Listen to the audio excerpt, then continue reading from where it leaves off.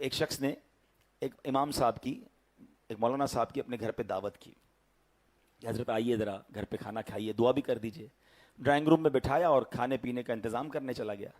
کھانا وغیرہ کھا کے امام صاحب دعا کر کے چلے گئے. بیٹا آیا، کہتا ہے ابو جان کمرے میں کون آیا تھا؟ کہا امام صاحب آئے تھے. کہا میرے بہت سارے پیسے پڑے ہوئے تھے، غائب ہو گئے ہیں. کہتا کیسی بات کر رہے ہو، امام صاحب ہیں، تم نے کہیں بھول گئے؟ نہیں ابو میں نے یہیں رکھے تھے.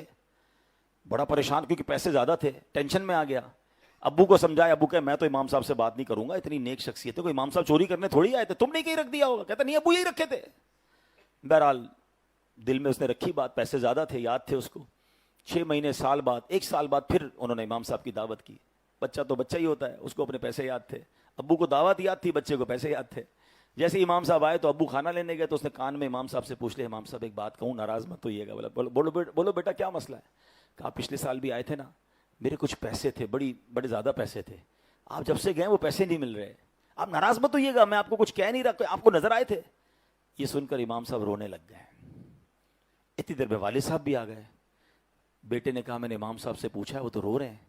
کہا دیکھا میں نے کہا تھا نا تمہیں نہیں کرنا تھا. امام صاحب کو کتنا دکھ ہوا. آپ معاف کر دیں، ہم آپ کو چور نہیں کہہ رہے، بس یہ بچہ تھا اس نے پوچھ لیا. کہتے میں اس لیے نہیں رو رہا کہ اس نے مجھ سے سوال کیا ہے. یہ سامنے آپ کی کبٹ کے اندر قرآن پاک ہے، ذرا نکالیے. انہوں نے قرآن پاک نکالا، کہا اس کو کھولیے. وہ جلدان کے اندر لپٹا ہوا تھا، اس کو کھولا تو سارے پیسے اس کے اندر پڑے تھے.